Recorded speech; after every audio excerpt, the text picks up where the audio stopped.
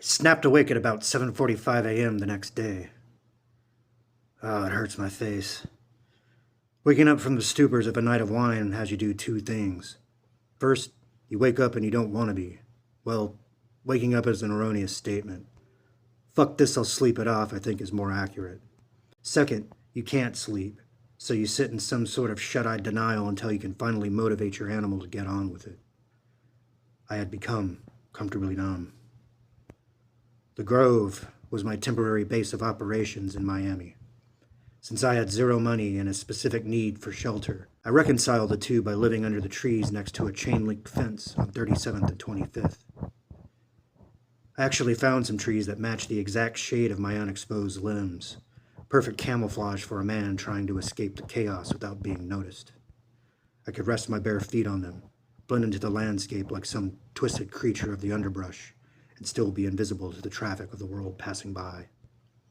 It was the kind of paranoid, tactical brilliance that only comes when you're deep into the madness, searching for a place where you can almost believe the world has forgotten you exist.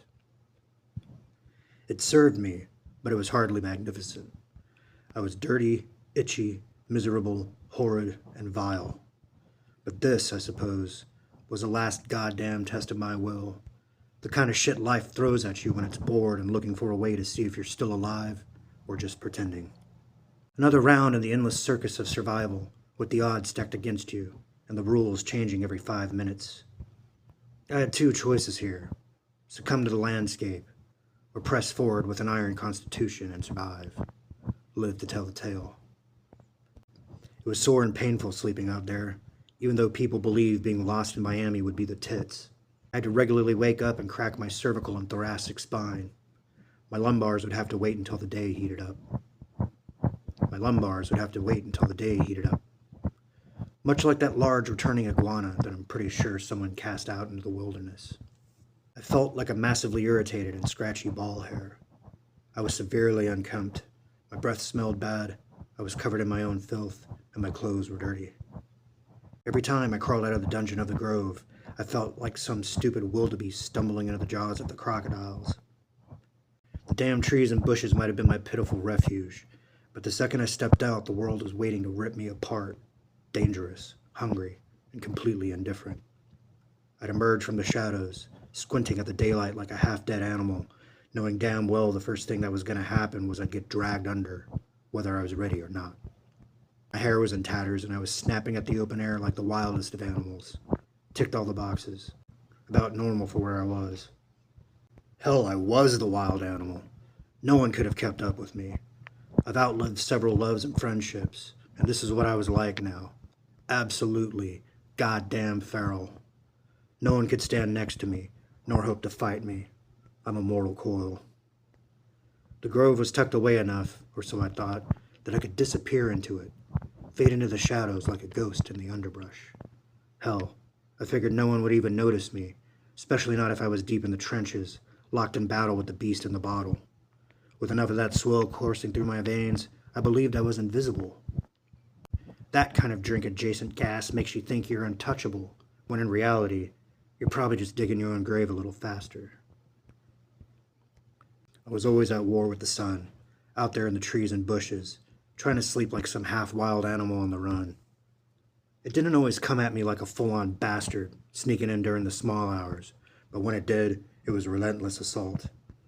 The light would cut through the branches like a damn sniper, cutting right into the canopy and stabbing me awake, tearing into my skull with that savage glare. It was like the universe had decided I wasn't allowed to rest, no matter how deep I'd burrowed into the brush. The sun didn't care. It'd eyeball fuck me into consciousness every damn time, as if it was just waiting for me to give in to the madness of it all.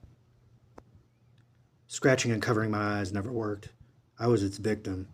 The only way I could sleep was to pour more on top of it and turn the other way, but that only lasted until it was out. Then I had to decide, is it the right time of day to do anything?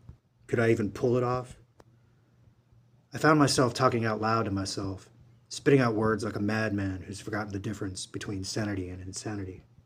Hell, sometimes I'd even answer myself, just to see what kind of ridiculous response I'd get. It wasn't pretty, but it was real.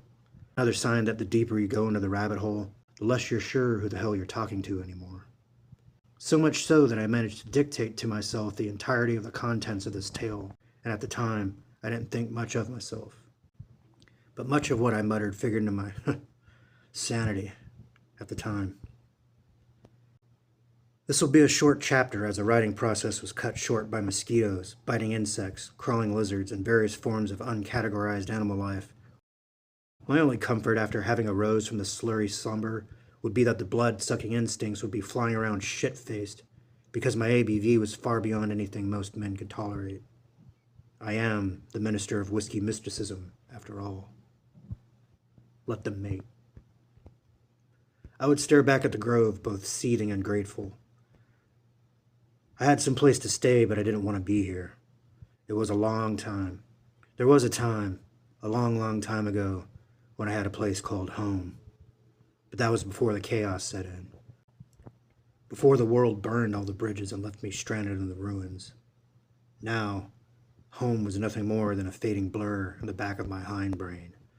A specter that only showed up in fleeting, drunken moments, mocking me with its comfortable lies. I did not want to mistake the grove for a gestational womb, but it was a place to which I could repair to until things were more pleasant. But at the moment, I was at war with life itself. Life didn't want to fuck me or fight me. No, she had this sick little plan to keep me right where I was, stuck circling the drain, pacing desperately in my cage. I would have taken either option. Hell, who wouldn't want to roll in the hay with Mother Nature? But if I'm being honest, I would have fucked her, just to see what kind of madness would erupt. If I got between her legs, she'd probably throw bears, tigers, and every goddamn wild thing she could find, just to see if I could handle it, or if I'd break into pieces before the great shudder. That was the grove. Could have been 100 things, but home was never going to be among them. It just didn't care for me, because it constantly shitted and rained on me. But I had to move on.